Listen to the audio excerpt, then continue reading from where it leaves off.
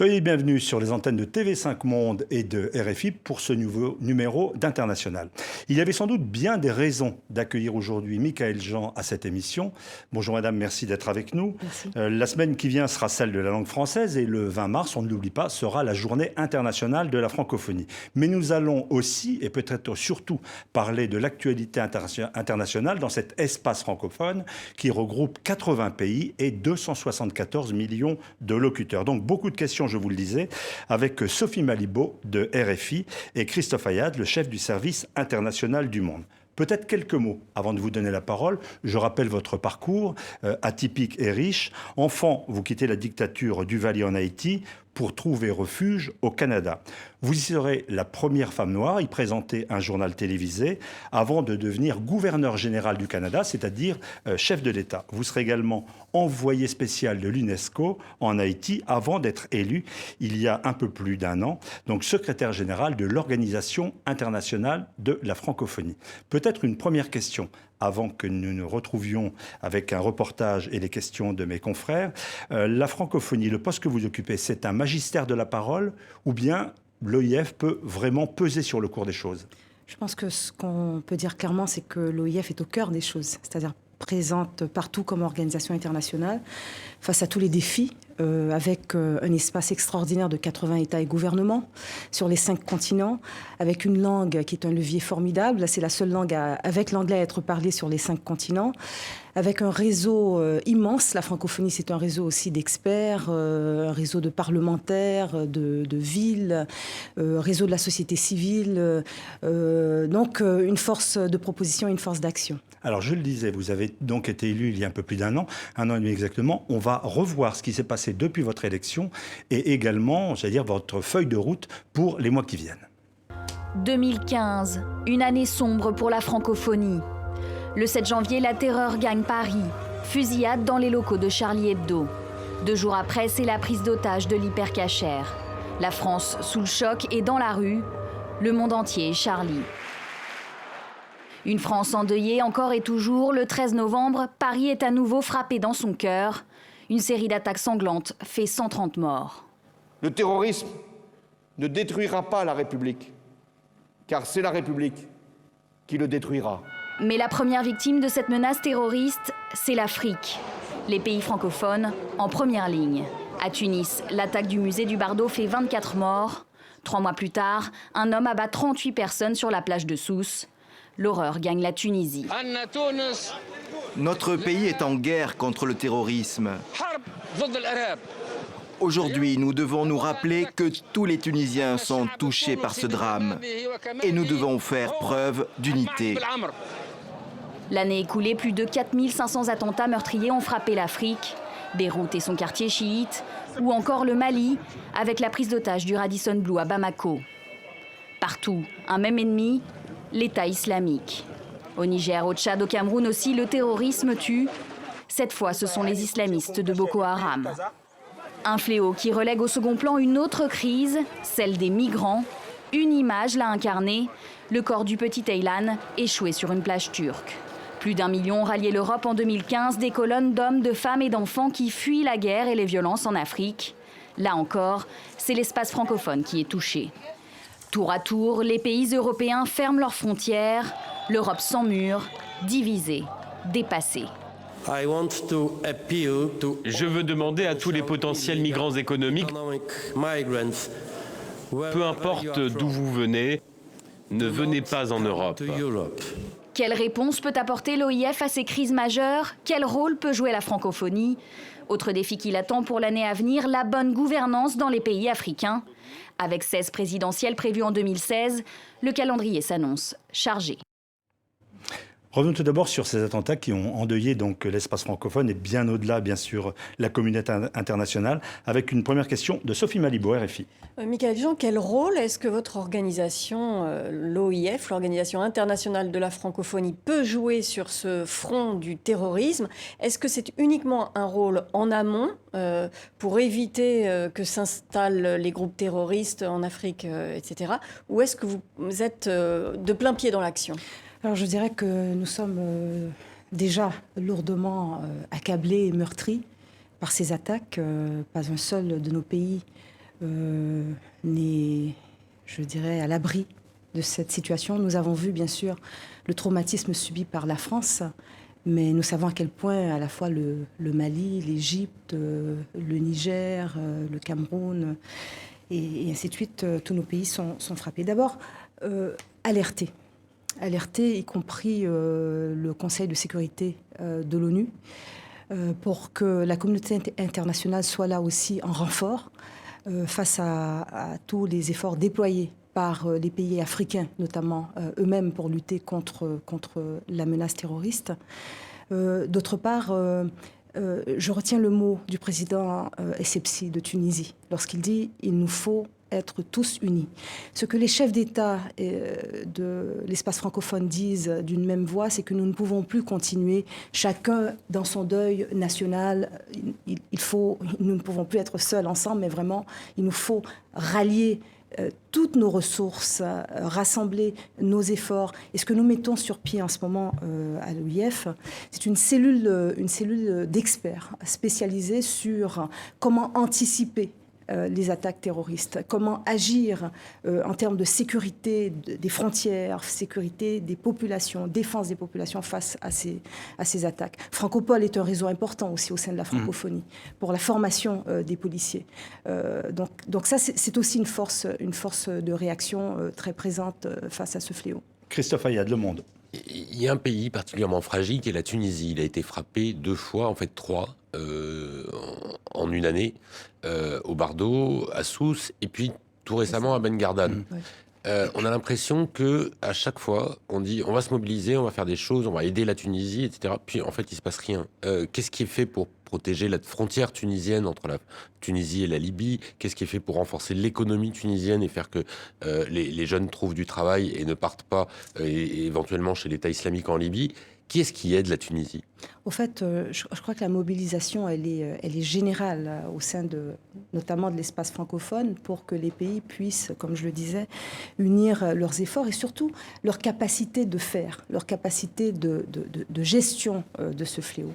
Évidemment, la Tunisie, dans cette frontière avec la Libye, se retrouve fortement exposée. On sait aussi que l'embrigadement des jeunes en Tunisie est une préoccupation majeure. Plus de 3000, dit-on, de jeunes Tunisiens ont été appelés à joindre les forces de Daesh. Mais cela dit, d'aucune façon, les pays ne pourront s'en sortir seuls. On se rend compte que, par exemple, les modes opératoires restent les mêmes, c'est-à-dire frapper des lieux où l'on retrouve des internationaux, agir partout là où l'on sent que la situation est fragile. Et je crois qu'il est essentiel de continuer cette mobilisation que nous engageons, je le disais, entre autres, en réunissant une cellule d'experts, en permettant aux ministres de l'Intérieur, ministres de la Sécurité publique, pour les pays qui ont aussi des directions de renseignement, de travailler ensemble, parce que l'important, c'est justement de rassembler toutes nos capacités de faire. Michaël Jean, la Tunisie, le Premier ministre tunisien en est à faire un appel aux dons pour abonder un fonds antiterroriste. C'est que vraiment, il manque de moyens, il manque de capacités. Oui, mais particulièrement la Tunisie, particulièrement vulnérable, on le voit à la frontière avec la Libye. Donc, qu'est-ce qui est fait et qu'est-ce qui doit être fait de façon très concrète, voire financièrement, il faut maintenir cette force peut-être partie par l'Europe également, il y a d'autres acteurs. Forcément par l'Europe, il faut aussi que le Conseil de sécurité soit de la partie. De l'ONU, donc. De l'ONU. Mais je dirais que cette mobilisation avec cette force que nous représentons, même dans l'échange de nos renseignements, dans la mobilisation aussi de nos forces policières, par la formation, la surveillance des frontières, tout ça doit être mis, je dirais, en place et en commun pour agir, parce que en ce moment, nous nous rendons compte à quel point la situation et la façon de faire est de nous étourdir en frappant partout et à tout moment. Je dirais, la France elle-même, regardez, face à cette situation, se retrouve obligée d'investir des ressources énormes. Donc, surtout briser l'isolement. Que d'autres pays francophones n'ont pas. Et qu'est-ce que vous pensez du fait des interventions militaires qui se multiplient sur la Libye? Il en est question, on ne sait pas encore exactement sous quelle forme, mais il en est de plus en plus question. Ça a déjà été le cas, ça n'a pas donné vraiment de résultats. Est-ce qu'il n'y a pas un problème de la multiplication multiplication des interventions militaires et même des coalitions, tandis qu'il y a un autre sujet, le développement, des sujets de fond comme ça qui sont un peu laissés à l'abandon. Je dirais que vous avez raison de mentionner le fait que la mobilisation militaire n'est qu'une option parmi tant d'autres. Par exemple, même la médiation culturelle peut intervenir. Cette grande campagne que nous lançons à travers la francophonie sous le thème Libre Ensemble et qui mobilise la jeunesse. On le verra tout à l'heure, en effet, avec un clip. Elle est importante parce qu'il faut également s'assurer que les jeunes aient voix au chapitre, puisque ce sont eux qui sont les premiers, que je dirais, à subir à la fois le front d'embrigadement venant des groupes terroristes, et les opérations de radicalisation visent particulièrement les jeunes, mais en même temps, ce qu'il est très important de mobiliser, c'est de faire entendre leur voix comme étant aussi partie de la solution, c'est-à-dire montrer que les jeunes, en très grand nombre, rêvent et veulent d'un monde totalement différent. Ils sont encore très je dirais, attachés à des valeurs. D'autre part, par le développement, ils veulent des emplois. Partout, ils veulent des emplois. Le problème aussi, c'est que la force d'embrigadement vient du fait également de la précarité dont les jeunes sont les premières victimes. Et notre réponse à nous, c'est d'agir également sur le front de la formation, la création d'emplois, le soutien aux initiatives économiques des jeunes et des femmes dans des filières créatrices d'emplois. Et ça, il faut absolument une mobilisation majeure. Économique contre l'endoctrinement. Oui, parce que notre première stratégie, notre premier programme, la stratégie économique pour la francophonie, est justement celui-là. Agir sur la création d'emplois. Comme ça, prioritaire. La Tunisie fait-elle partie de vos priorités? La Tunisie en fait partie, l'Afrique subsaharienne francophone en fait partie, et nous sommes à déployer en ce moment tout un réseau d'incubateurs et d'accélérateurs de TPE, de PME, justement pour s'assurer d'apporter de l'espoir, des possibilités pour les jeunes et d'utiliser aussi la croissance économique comme une façon de désamorcer les situations de crise dans ces pays. Michaël Jean, je reviens à la question de Sophie. Est-ce qu'il faut ou pas aujourd'hui intervenir militairement en Libye? Il y a un débat en ce moment. Est-ce que c'est le bon moment? Est-ce que c'est plus tard? Sous quelle forme? Je crois que tous les pays sont à discuter aussi de la pertinence, je dirais, de l'offensive militaire. La situation en est une d'insécurité majeure. Certains pousseront un mot encore plus fort et dire nous sommes en guerre. Il y a là un front. Il y a là un front réel. Et il est sûr qu'il va falloir agir sur les lieux où Daesh et d'autres essaient d'implanter, je dirais, leur pouvoir. On sait que Daesh compte 3 à 5 000 combattants à Sirte. Est-ce qu'il faut bombarder Sirte? Est-ce qu'il faut bombarder Sirte? Je dirais que c'est au pays d'en venir à cette décision. Mais je vous dirais une chose, que l'on décide ou non de bombarder Sirte ou de bombarder ailleurs, ce qu'il faut se dire, c'est que l'option militaire en est une parmi tant d'autres. Entre-temps, il faut continuer à travailler aussi sur les situations qui permettent justement à ces milices et ces forces de destruction de gagner du terrain dans les esprits, dans les pays eux-mêmes. Et le fléau principal est celui, il est vrai, du désœuvrement, du sentiment d'impasse, du chômage des jeunes. Et là, il faut assurément arriver avec pratiquement presque un plan Marshall pour aider ces pays et créer des possibilités dans ces pays. Vous êtes le premier secrétaire général qui n'est pas issu de l'Afrique, je le rappelle. Vous êtes en Haïti et vous avez grandi au Canada. Quand vous voyez la réalité économique de l'Afrique, où depuis des années, effectivement, on parle de soutien, de développement, est-ce que c'est pas là qu'on a raté quelque chose, peut-être, pour justifier ou pour expliquer ce terreau de grande déstabilisation? Je pense que d'une part, il y a une chose qui est très nette en Afrique, c'est le désir de sortir de la situation d'assistanat. La façon dont nous, par exemple, de l'Organisation internationale de la francophonie, procédons, d'abord rassembler des fonds. Ça, je l'ai fait. Il y a des contributions ont pu être rassemblées pour permettre justement la mise en œuvre de ce programme de création d'emplois et de soutien aux TPE, les très petites, et aux PME, les très petites et moyennes entreprises, de sorte que nous puissions appuyer véritablement et concrètement des initiatives économiques venant et des jeunes et des femmes qui sont des forces vives qui permettent aussi de stimuler la croissance dans les pays, et cela dit dans des filières créatrices d'emplois. qu'est-ce que nous avons fait? Nous sommes en discussion avec les autorités de ces pays. Premièrement, pour voir quelles sont les filières qu'ils souhaitent développer, les compétences qu'ils souhaitent renforcer. Et nous n'arrivons pas en disant voilà ce qui est bon pour vous, mais vraiment à l'écoute de ce que les pays veulent réaliser, à l'écoute aussi des forces vives dans ces pays et des acteurs économiques. Vous étiez à La Valette au sommet Europe-Afrique. Ce sommet n'a pas accouché de grand-chose. Il y a de l'argent qui est promis, mais c'est disproportionné par rapport à l'ampleur de la tâche. Mais déjà, je pense qu'il est important d'y être. D'y être pourquoi? Parce que la francophonie est un espace, comme vous savez, à la fois de pays de départ, pays de transit, pays de destination et pays d'accueil. Donc, nous ne sommes pas indifférents. Et ce qui m'a, je dirais, ravi, et l'on verra jusqu'où iront les engagements pris, c'est de voir que nous nous entendons tous sur une même chose.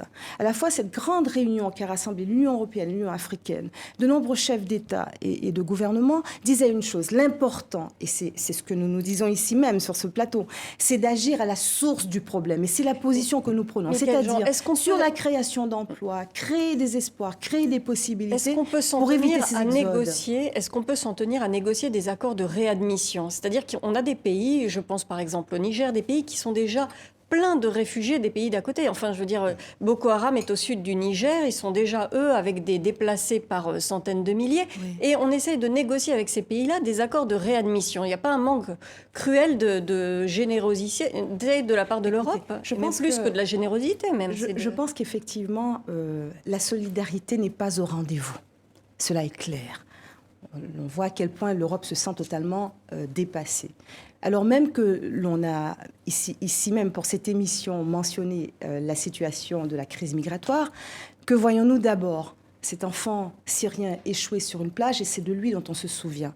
Drame terrible. Je porte aussi dans mon cœur la situation terrible que vivent les réfugiés syriens. Je suis passée par là et je sais ce que c'est. Vous avez vous-même été réfugié. C'est une épreuve terrible que de devoir se lancer vers l'inconnu en espérant trouver mieux et devoir se reconstruire, repartir à zéro. Cela dit, évidemment, je demande que l'on n'oublie pas également tous ces migrants en provenance d'Afrique subsaharienne francophone. Combien de centaines d'entre eux ont péri en mer et dont on ne se souvient pas? De Lampedusa, on ne parle plus. Les médias n'en parlent pas. Mais vous entendez pourtant l'Europe qui dit aux réfugiés économiques, c'est de ceci dont on parle. Moi, je ne fais pas cette différence. Vous ne la faites pas? Non, parce qu'au fait, réfugiés politiques ou réfugiés économiques ou migrants, je dirais ce sont souvent les mêmes situations et les mêmes circonstances qui produisent les deux. Et en même temps, c'est une même tragédie. Il y a là un drame humain qui se vit. Donc vous dénoncez la réponse de l'Europe qui dit surtout ne venez plus. Je trouve, écoutez, c'est comme si l'Europe avait la mémoire courte. Je viens d'un pays, le Canada, qui a su accueillir ma famille et des milliers d'autres. Et je sais à quel point ils ont été des milliers en provenance d'Europe à trouver refuge et asile au Canada et finalement, avec un apport des plus positifs, à participer à l'édification de ce pays. Or, je suis effectivement troublée de voir une si courte mémoire. Pardon, l'Europe est malade de ne pas être en mesure de trouver le moindre début de solution? Je crois que le problème est quand même de taille. Je crois qu'une réponse solidaire pourrait encore être trouvée, mais je vous dirais que plus important encore, c'est d'agir à la source du problème. C'est-à-dire que les pays qui voient partir aussi par milliers de leurs forces vives, se retrouvent également dépossédés. C'est une tragédie. Ces pays se retrouvent exsangues. En plus de citoyennes et de citoyens en qui ils ont investi. Ils ont investi en termes d'éducation.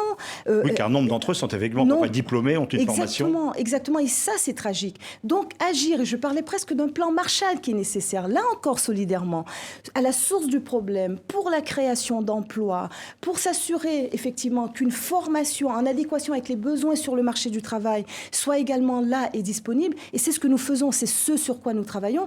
Je vous dirais même que la naissance d'un institut de la francophonie pour l'éducation et la formation, installé à Dakar et qui va rassembler toutes les compétences de l'espace francophone en la matière, tient essentiellement à cela. Michaël Jean, nous allons faire une pause sur les antennes de RFI TV5 Monde, le temps de prendre connaissance de l'actualité, et on vous retrouve avec beaucoup de questions. Retour international sur antenne de TV5 Monde de RFI, émission réalisée avec le quotidien Le Monde. Nous parlions des migrations avant cette pause.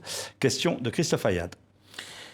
Il y a un pays, le Canada, qui fait exactement le contraire de ce qu'on fait en Europe en ce moment. C'est-à-dire qu'il augmente le quota de réfugiés qu'il va accueillir, il supprime la déchéance de nationalité qui avait été mise en place par le gouvernement précédent, il arrête les frappes en Syrie.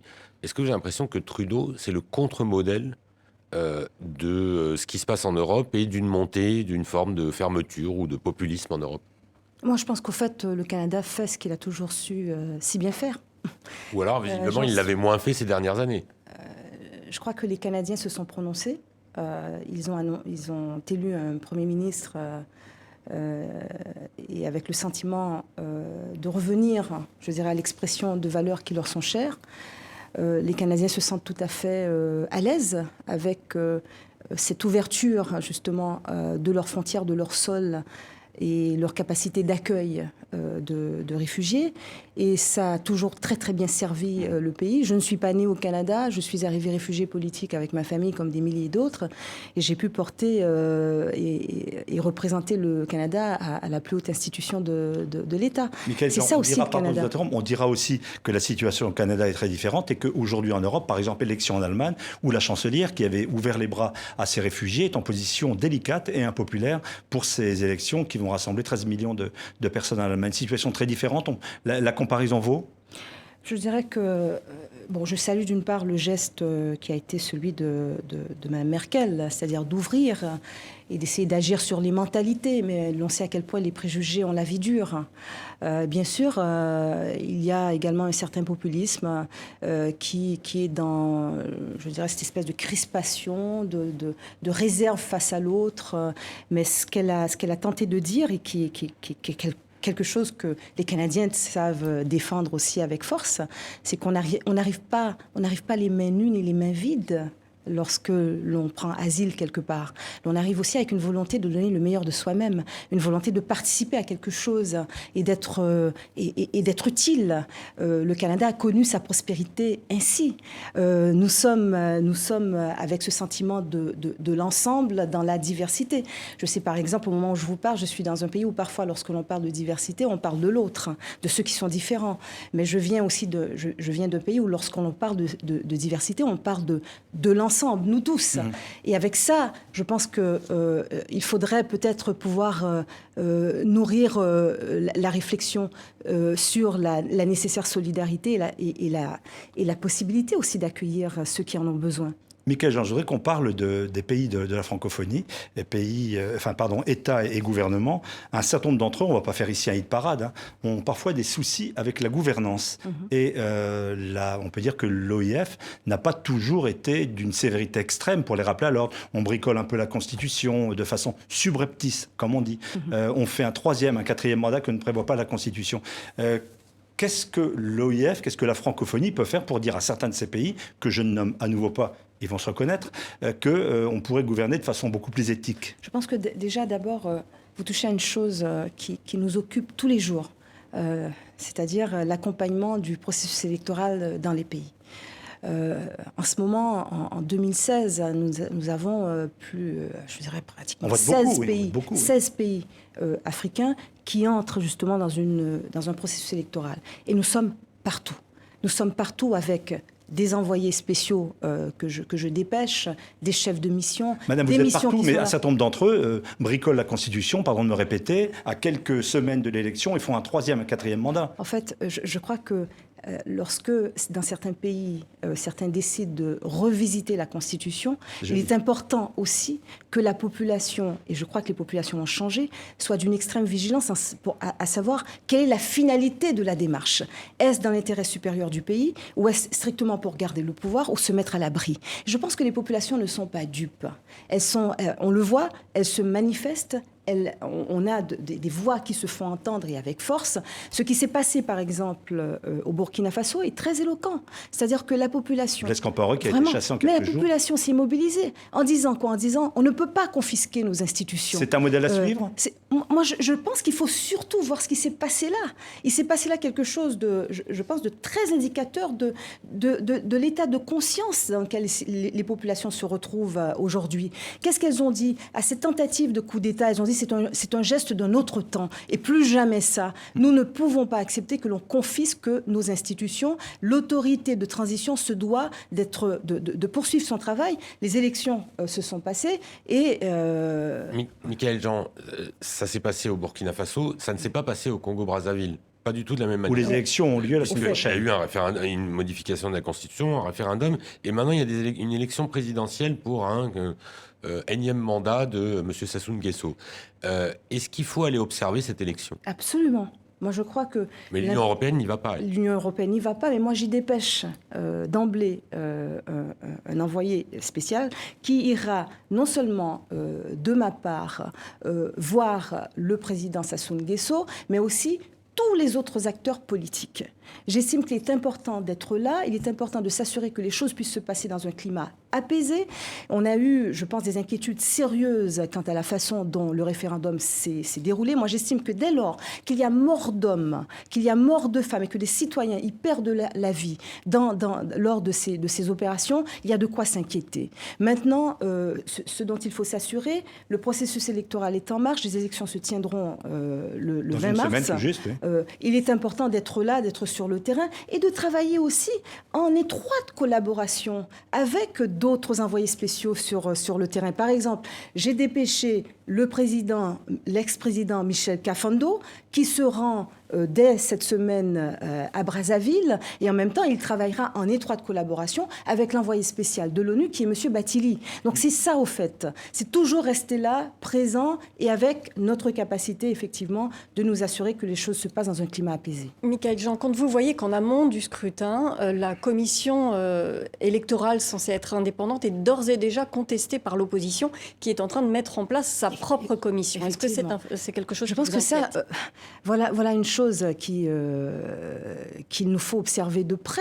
C'est-à-dire que dès lors que l'opposition décide de créer aussi une commission électorale bis, je veux dire en parallèle de la commission électorale nationale, il y a là une chose à observer et de voir ce que cela va introduire aussi comme situation nouvelle. C'est vous dire que les gens ne sont pas dans l'apathie.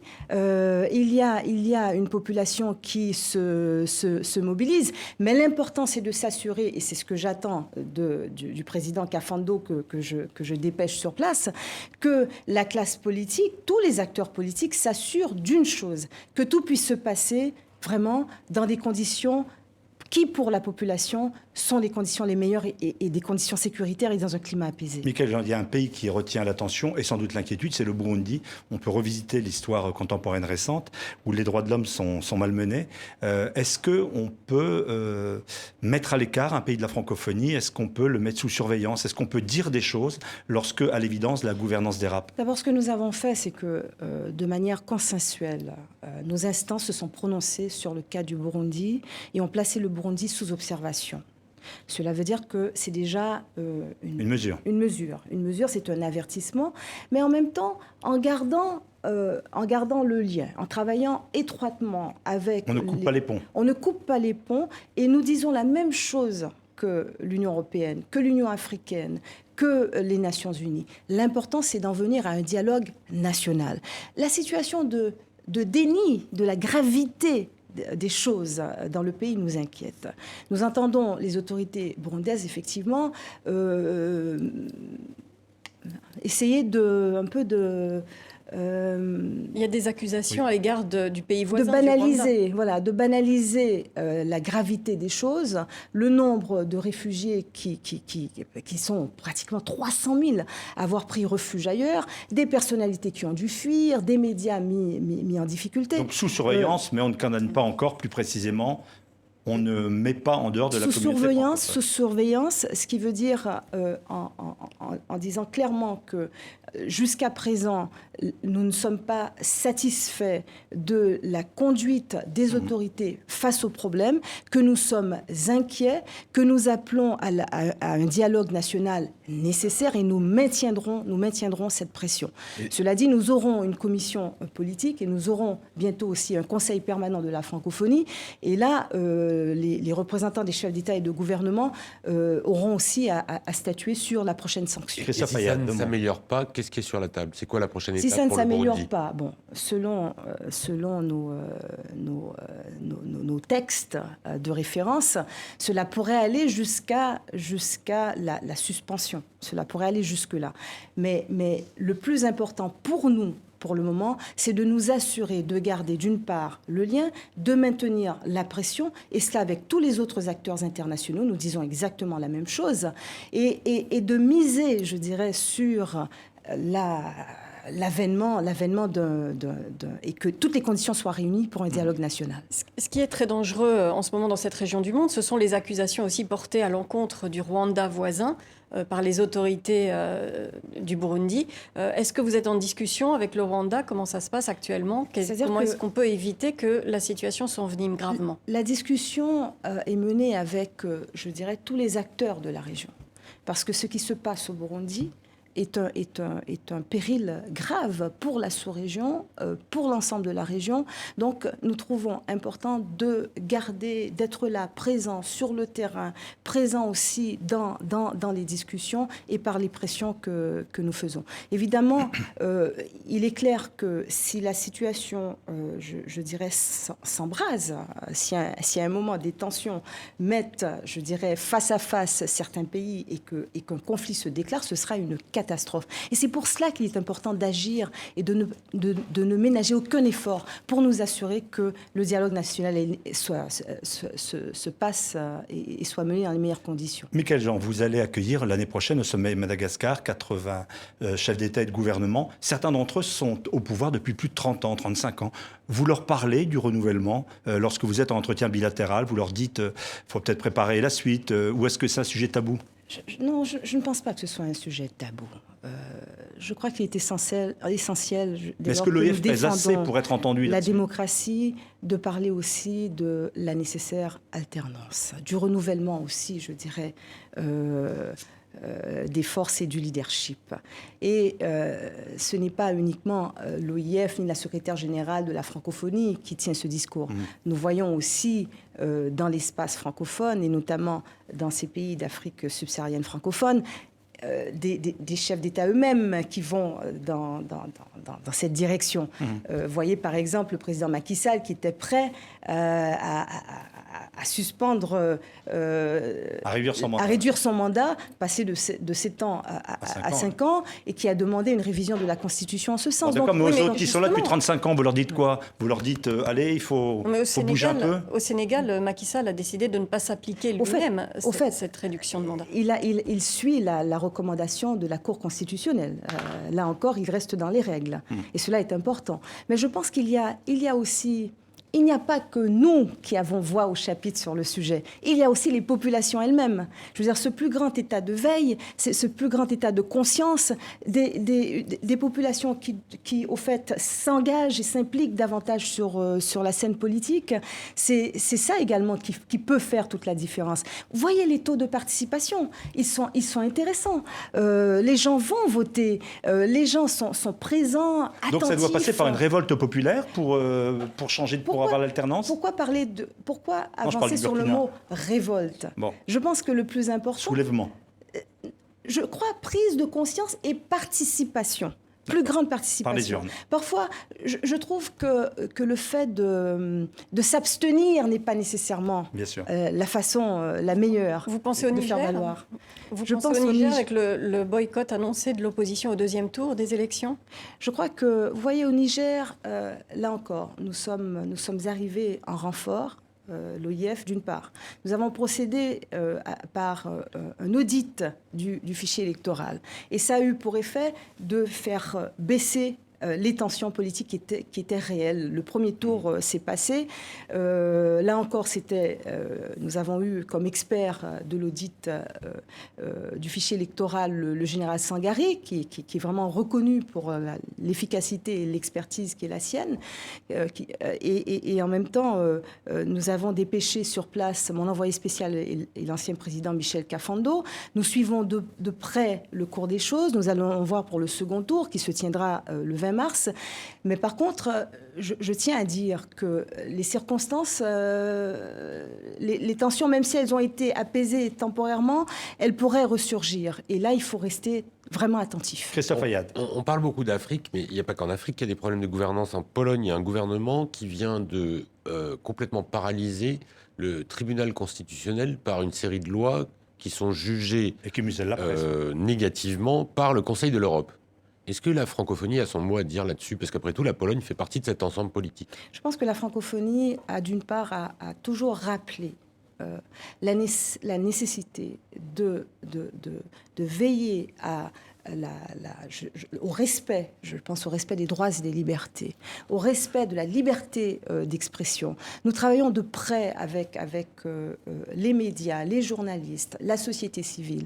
Et nous trouvons que dès lors qu'il y a écart de conduite, pour ce qui est en tout cas du respect de la liberté d'expression, il y a de quoi effectivement. Oui, mais est-ce que vous intervenez réagir. en ce moment dans la crise polonaise, qui n'est pas seulement sur la question de la liberté d'expression, mais sur le fonctionnement institutionnel de l'État polonais? C'est-à-dire que là où la pression est nécessaire, c'est toujours dans le rappel de la nécessité de respecter l'État de droit. Et ça, dans tout l'espace francophone. Oui, mais ça, c'est une notion générale.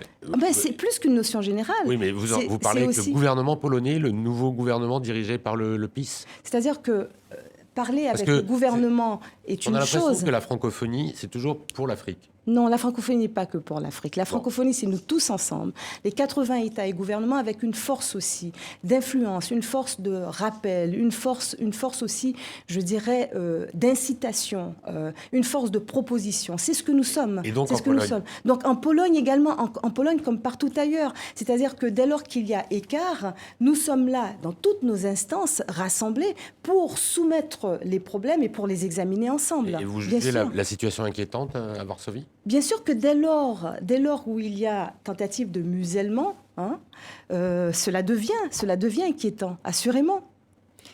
Je voudrais passer un autre pays qui ne fait pas partie de l'Afrique, mais qui est dans l'espace francophone, c'est Haïti, qui sort ou qui n'est pas tout à fait sorti d'une crise politique assez profonde, puisque le président a failli aller aux élections tout seul. Comment est-ce que vous voyez... Mais ça ne s'est pas passé. Ça ne s'est pas passé, c'était moins une. Vous avez été mais ça n'aurait pas pu se passer. Ça n'aurait pas pu se passer. C'est-à-dire que ça n'aurait pas pu... Pourquoi ça ne s'est pas passé? Parce qu'il y a eu un dialogue national. Parce qu'il y a eu un dialogue qui a impliqué à la fois les partis politiques, la société civile, les parlementaires, et qui a eu force de pression sur l'exécutif. Donc, qu'est-ce qui s'est passé? Le président est parti et a quitté le pouvoir à la date dite et prescrite par la Constitution. Et ce que l'on voit, c'est que vous avez justement cette proposition de sortie de crise qui a mené à un président de transition, avec le président Privert, avec un calendrier bien fixé pour la reprise du processus électoral, la nomination récente d'un Premier ministre, la constitution d'un gouvernement, un conseil électoral provisoire qui sera à replâtrer et à remettre en place, une commission de vérification, et nous avons eu une demande formelle des autorités haïtiennes, et la mission est déjà en place à Port-au-Prince, pour accompagner ce processus. Donc la vigilance est là. Je vais peut-être changer de registre. Nous avons tout à l'heure commencé cette émission avec le terrorisme. Nous arrivons au terme de cette émission. Je voudrais parler de ce qui est peut-être un événement à la fois musical et culturel. Vous venez de lancer l'opération Vivre Ensemble. Plus d'1 million de vues en très peu de temps sur les sites. Mieux que Vivre Ensemble, c'est Libre Ensemble. Oui. Libre Ensemble sur RFI, sur TV5 Monde. Ce clip sera diffusé, effectivement, Libre Ensemble. Je voudrais qu'on vous voit dans un registre un tout petit peu inhabituel. De Dakar à Bruxelles, de Montréal à Paris, de Casa à Ouaga, de Lomé à Hanoï, de Jacmel à Kinshasa, nous sommes sur les 5 continents et chaque parole, chaque mot compte. Dire ce qui nous lie ensemble, dire notre fureur de vivre libre ensemble. Alors votre voix compte. Rejoignez-nous sur notre plateforme, on veut vous entendre.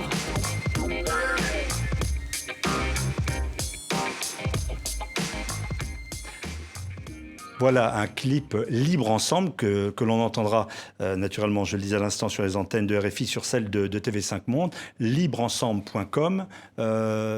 C'est pour montrer une autre image de la francophonie, peut-être moins institutionnelle, pour interpeller les jeunes. En fait, l'idée n'est pas de montrer, l'idée de faire, l'idée de rassembler. Nous avons parlé jusqu'à présent beaucoup de médiation politique. Oui. Là, il s'agit de médiation culturelle. Pourquoi ? Parce que il faut absolument libérer, libre ensemble, cette parole de la jeunesse qui est vraiment un engagement réel pour la défense de valeurs auxquelles ils tiennent. Et déjà, la première valeur et la plus suprême, la plus rassembleuse, est la valeur de liberté. Et ce qui nous a fascinés, c'est de voir à quel point, en lançant déjà cet appel libre ensemble, combien de jeunes ont réagi.